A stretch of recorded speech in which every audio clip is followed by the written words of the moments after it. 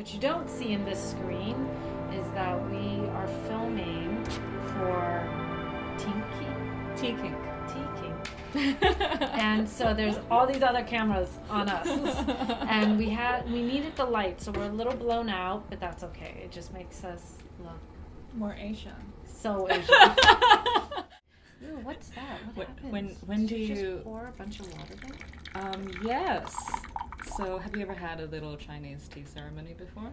No. So... Or I don't remember, and I'm wondering if it's anything similar to Vietnamese, which I feel Vietnamese would have taken it from Chinese. Probably similar in some ways. So today we're drinking an oolong from the Phoenix Mountains in the north of Guangdong, called Ji Long Kan, and it's a very high altitude oolong tea. And have you had much oolong before? No? Yeah? I Have you mean, had some? Yeah. So I chose this because I don't know if you can smell it already, but kind of based off of the dinner we had the other night. It was like very fresh what you took me to, and so I thought I would try to get something fresh and refined, just like you.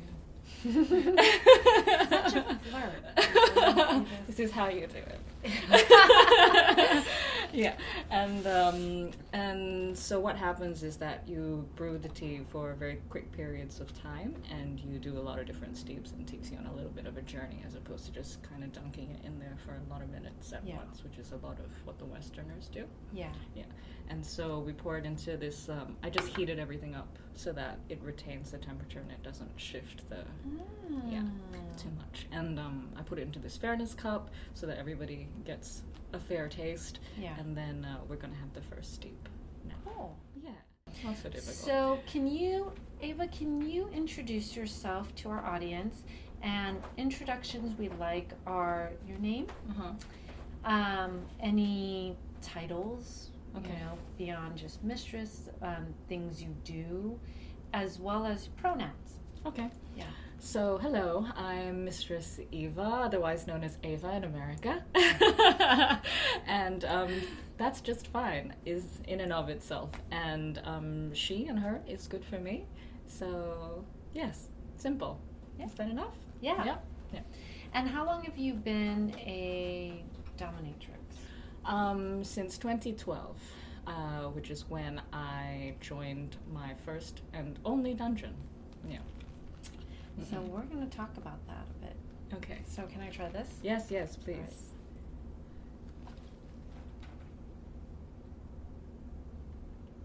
Right. Is it like wine in regards to smelling it? Yes, I think it's a lot like the way that you try to look at different notes, things on the nose, where in the mouth. Very similar, I guess, but obviously. I really like it. Yeah. So I don't know if you can pick it up just yet, but it kind of, the things that come out in this is the ginger flower and that sort of Yeah, I was about to say floral. Like I got a really floral. Yeah. And so taste to it. Yeah. How did you basically tell us your story of how you became a dominatrix? Like you obviously didn't wake up and go, hey, let me go to a dungeon and see if I can get this job. It was something like this. Okay. But basically much earlier than 2012, my ex-boyfriend was watching me just tell him to do something. Yeah. And and he kind of stopped and he said, you'd make a very good dominatrix. And I hadn't really had the vision of what a dominatrix was in my head. I just kind of heard it and let it go and kept on telling him whatever I wanted him to do. And and I forgot about it. But then a few years down the line, I had weaved myself through different stages of a career and kind of tipped myself into a corporate sector, a very, very, very corporate sector, and realized how much I really didn't like it. Yeah. And the value mismatch. And so I left it and decided to switch it up. And I remembered his little side note and Googled it, and the first thing that came up was the Salon Kitties dungeon in Sydney, and they had a big pinned blog post searching for apprentice mistresses. And I I went in for an interview, and I started in like 3 days, and 2 weeks later I was on the site, and yeah. Even as a lifestyler, if I can only think of my lifestyle self, I think it's really hard to step into a professional dungeon and get it. It's a very different space. That is very true. Yeah. So I believe that, you know, you've heard this, and I assume you've heard this too, of like, oh, some people who are like, I'm only lifestyle, I don't really agree with the professional side. Have you ever heard that? Do they have that conversation? Just a few times. Yeah. So this is a big thing, right? And then I feel that as a professional, I actually experience kink way more than a lot of lifestylers do. Yes. Because it's more constant, it's like an everyday thought, because it's our business too. And doing it as a business and having to learn and research and stay up on your business requires you to invest a lot in kink and BDSM. New equipment, how to use new equipment, training, working with other DOMs, you know, and especially if you do have a play space, like keeping up with your play space, where I'm immersed in kink and kink stuff that, you know, is no different from like someone who's like, I'm a lifestyler. And in fact, we have to navigate so many different personalities and configure different ways of interacting with them, cultivate different forms of relationships, and you can see a very wide range of potential pathways for relationships doing this professionally, or just seeing as many people as you do. Totally. So I think their usual thing is that when you're doing it for money, the motivation is incorrect. But I don't think anybody only doing this for money would last longer than maybe a year. Yeah. So I know you spoke about, like, and I think some people know this about your story, is that you kind of had a hiatus and sort of came back. You know, what was that hiatus about?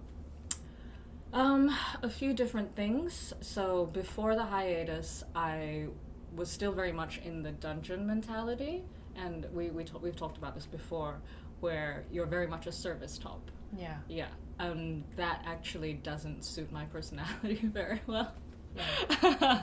I like people being satisfied with the experience, but I realize I have to have a certain level before I can do that anymore.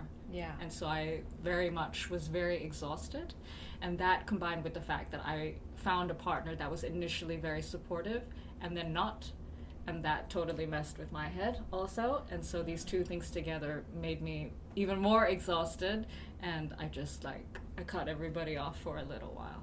Yeah. But then I trimmed the fat, got rid of the partner, and contacted all my favorites again. Yeah. And now it's maybe 2-3 years in, again, on the other side of that burnout. Yeah. Yeah. And that's amazing. It's much, much better now, actually. Yeah, the burnout taught me a little bit about people who waste my time, my energy, and only serve their own interests. I'm talking about the ex-boyfriend. Yeah. And also, just to be clear, and also the types of subs that are probably going to suit me better. Yeah. Oh, which one? The one that you thought was going to be supportive, yes. or who said he was supportive. How long were you with this person? Too long. Okay. It felt like forever. Maybe it was a year, almost 2. I don't know. I don't know. And so that's interesting, yes. because I have a same experience where I was with someone, thought they came into it knowing what I was doing. Absolutely. It was like, I'm cool with it. This is interesting. And a year in was like, we would be getting into these weird fights, like out of nowhere. And I'm just like, what is up with these fights? Like, what is this really about? You can tell it was something else. And then finally he was like, I'm not okay with your job. And I was like, maybe you should have told me that a year ago when we first met and I wasn't already invested in this thing. Yeah. Like, Yeah. Maybe you should have thought about it. yeah. Yeah. When I've given you every moment to think about it and Yeah. to talk about it and never hid what I did, always Yeah. brought up my job. Yeah. Was it very similar? It's quite complex. I wonder if he's watching. Whew, this could be quite confronting for said ex-boyfriend. So said ex-boyfriend had an issue with wanting to please everybody.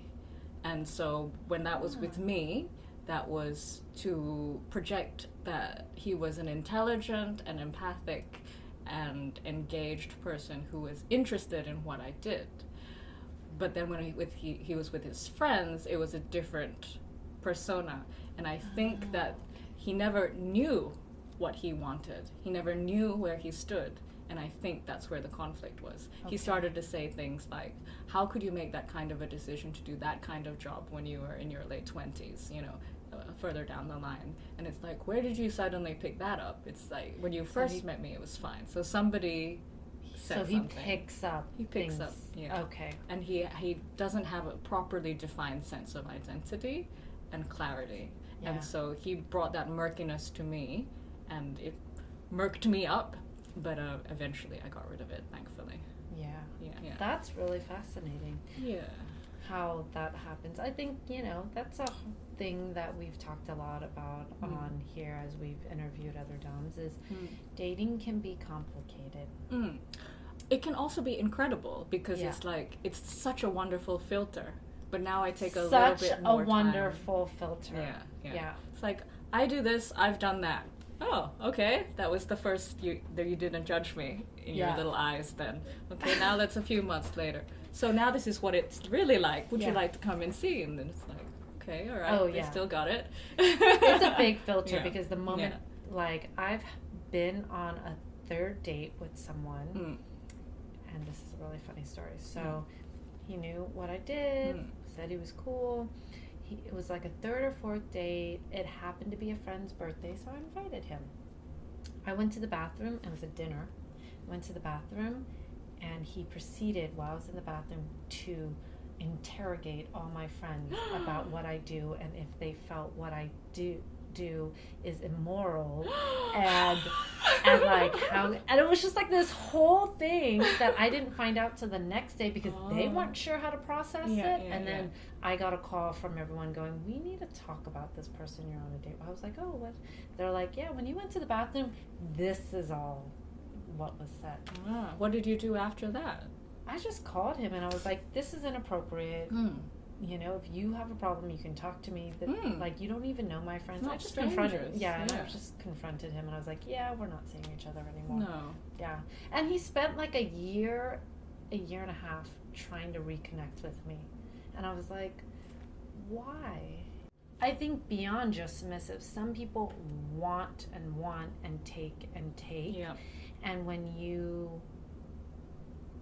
know, vocalize a boundary of yours, like I need some space or I need this. There are people who are going to care about you and respect that, and there are people who aren't and are just going to be like, why? But I need, but me. And that tells you a lot, even within any relationship, friends, lovers, DS, any mix of those. Uber drivers? Yeah. We got in the car the other day, and in America you have this fabulous thing with Uber Blacks where it's, you can ask the driver to be quiet, you know? And they just didn't, they were just like, oh, how come you chose quiet? I'm like, that's not quiet, is it? What are some lessons you really have learned that you're open to sharing? Apart from learning the boundaries thing. Yeah. But maybe even for others to understand as either a submissive or as a dominant or somebody new. Like, what are some lessons that you would like to impart your wisdom? My wisdom. Don't ever think you've stopped learning. I guess it's the biggest one. Don't ever get too full of yourself. Yeah. Understand that you are fallible. Yeah. Even if you're the top. And even if you think you're an experienced submissive. We are all fallible, and we all need to be held in some way, even tops. Yeah. So I think that's probably a nice one that people overlook. That's a really great one. Yeah. And then there's loads of little ones, but you know, we can go for lunch for that. You know, we talked about learning in the house days of being able to hold your pee. And hold your pee because it may need to be useful at certain moments. It was really hard. Yeah. I think it took me a few good months, and I mean, golden showers are super popular, you know? Yeah. And so a good few months of super popular kink is a lot of learning that your body has to do. I still remember it's like there are moments I'd be incredibly bursting, there'd be moments where it's like, I just don't have anything. And then you're drinking tea, you're trying everybody's different tips, and literally now I can just like, oh yeah, 10, 15 minutes, I think I'll be good. Yeah. There's like ways, like I'll just like certain ways of like pounding water at a certain time, but timing when you need to pee and being able to hold, because sometimes I've had these scenes that were like focused on GS, so to be able to pee like a few times, you have to be able to control, and then control the stream, control like how much, like all of that. Can you cut it off? Can you bring it back? Like, and all of it's talent. It's a huge talent. People don't give it enough credit.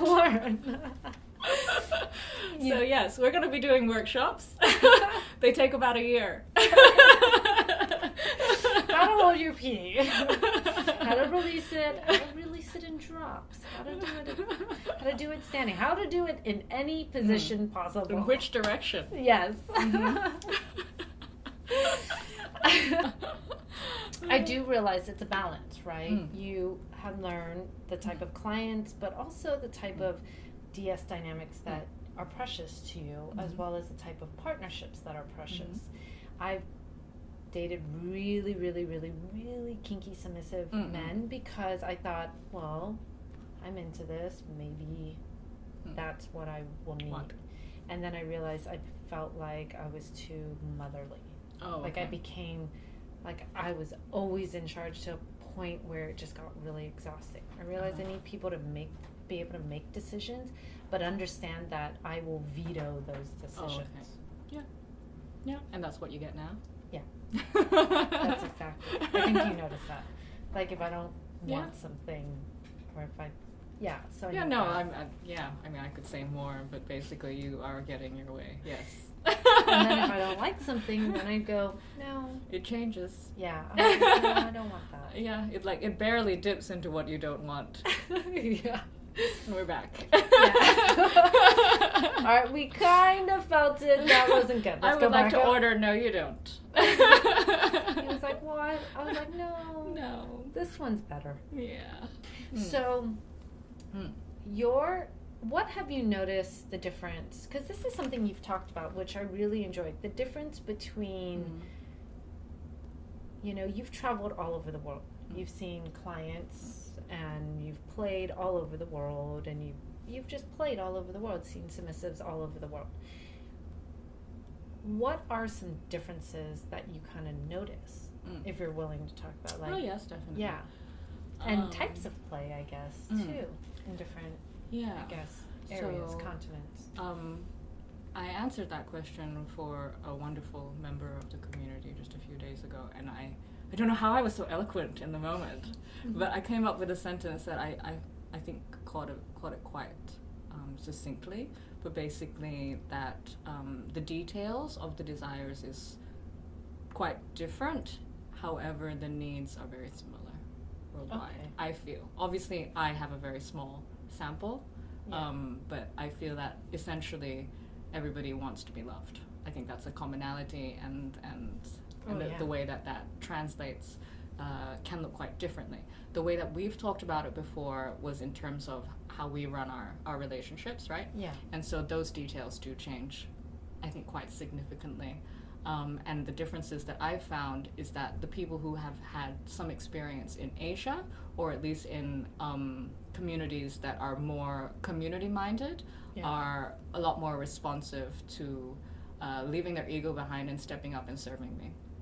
Whereas the ones that prize individualism, it takes a lot more either breaking or just incompatibility for it to go forward for me personally, because I am so service oriented, and because I want things a certain way, and I want there to be a financial investment, I want there to be like an attention investment, I want them to check their kinks at the door, basically. I'm not interested until you serve my purpose.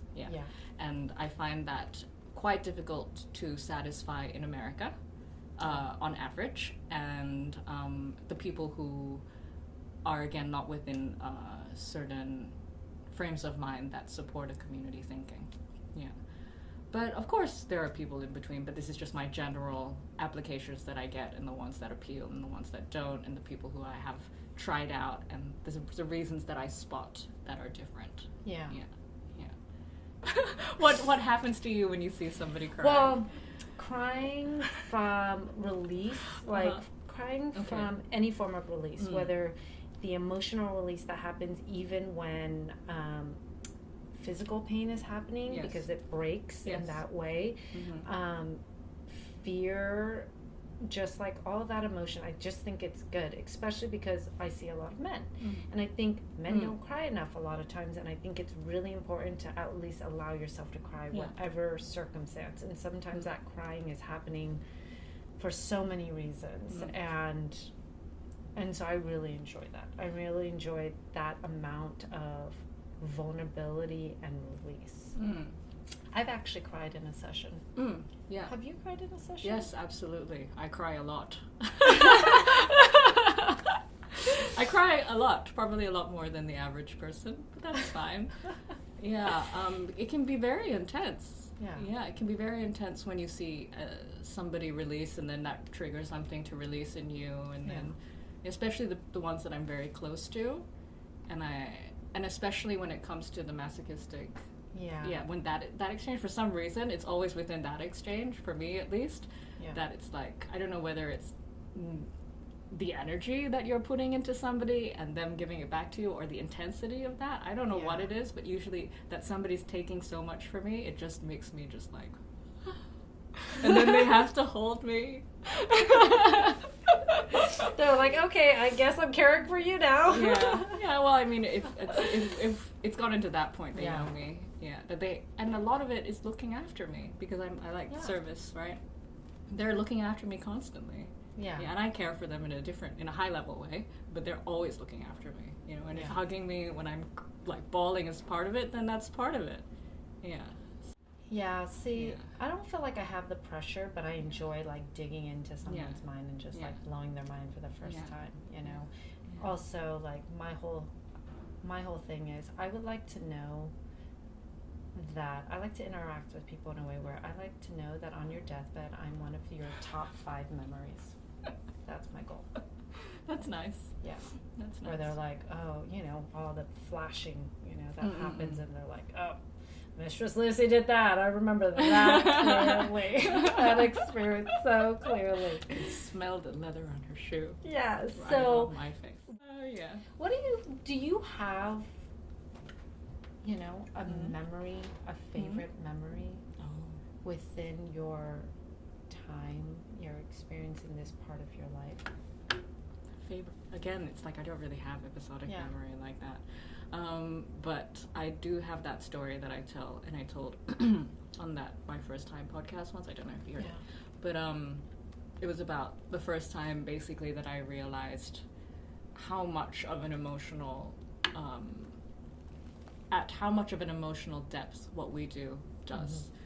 And basically, I had seen this guy maybe 3 times already, and he was very much a foot fetishist, and his session requests grew a little bit larger every time. And that time it was like spitting and like kicking, as well as foot fetish and like some CBT stuff. And I don't know what it was exactly, but something about that time, maybe his familiarity with me or something. But I'd done what I had done, and I tend to, I don't know where that comes from, but I like to, I'm very, almost like creating a story. I very much like creating a crescendo and like bringing things down, and it's very much storytelling. When I'm session, I enjoy that. And so I was kind of bringing it down, and he started totally crying, like just letting loose, like, like hanging onto my leg and just like bawling. But like very, very sweet, you know, not in a way that was too much, but in a way that it was like so much gratitude and so much release. And I had never seen anything like that before. Nobody had ever been like that around me in any capacity before. Wow. And so I realized that this is more than just going through and creating a story. You know, this is changing somebody's life in a very deep way that they just release like that. And I think that was very important for me to experience. I don't know. I can't really say because I don't know if I've had that conversation with others. Because I've only cried once in a session. Okay. So I've only cried once in a session, and it was due to, and it was actually recorded. Oh, okay. But everything was dark, and I actually have it on Periscope. It was a session I was having with pups, and it was purely like a whipping, pain-focused session. Yeah. And I was going through a lot at that time, and it was the end of the year, and I was going through a lot, and he was like taking it and offering like himself to take all this pain, and he was releasing. I could hear him crying, but I sort of, it wasn't even his crying, it was sort of that energy, that release that I needed, that someone was going to take all of this and take all this pain while I was like feeling all of this like upset and pain, and it was like this release I needed. So but it was a combination, like it was in here, and it was like all dark, and we just had flashing strobe lights, and there was just like lots of whipping. Not intense at all. Yeah. And this like really intense like playlist that I was playing that was just really emotional and deep and kind of dark and had all these like symbolic meaning for me, and it just kind of like everything just started coming out. And it was really such an intense moment. Yeah, I guess to go off the back of that, it's the people who don't bother are not invested in us as people. They want us to fulfill a certain kink. So I guess in that case, that's fine, but stop lying to yourself that you want to serve us and you're only serving yourself. And that's fine, but understand the difference and don't waste our time. And just be honest about it. Yeah, it's fine. I want this kink, and can you do this? And that's it. Yeah. And like, I have a fantasy of being a service slave, which means it's fantasy play. You want to kind of pretend to clean or pretend to do stuff, but you don't actually want to do those things. Pretend to follow instruction. Yeah. And we can play that, you know? Like, there are a lot of people available to play those games. Not me. Not, but yes, there not are Mistress some. Eva, but there are a lot. Like, I enjoy playing those role plays if someone is very clear, but I do take it very seriously when somebody says, I want to serve you. Okay, well, this is what I want. And they're like, oh, I don't want to serve you that way. Then you don't actually want to serve me. You want to serve the way you want to serve, which means you want to play that service game, and that is different. It's just very nice, and it's valid, but be aware that that's what you're looking for. Definitely. I guess we're both sadists. Yeah. That's something that we share. Mm-hmm. I don't advertise it as much as you do. Like your favorite kink. Yeah, my favorite is service. Yeah. Yeah. And that encompasses a lot. Yeah. You know? Yeah. Just having my instructions followed. Yeah. I'm pretty happy with that. For me, like if you had to define it, like this is an interesting. Men love to talk about specific activity, while I know so many women who don't see it that way, who don't see a specific activity. It's a feeling, it's a bigger thing. It's not this, fixation. Oh, I need this one activity. Like, I don't see it as one activity. For me, it's power and control. I like, no matter what the scenario is happening, I like to have the power and I like to have the control. But I want to thank Mistress Eva and thank you, Lucy, for coming onto our show. And I want to thank all of you for joining us, even with all the technical difficulties we've been having lately. Thank you for joining us, and we will see you all next week on Monday again. I forget who our person is, but you Not guys will me. see. It won't be It was you. very Asian, wasn't it? That. Thank you all. Goodbye.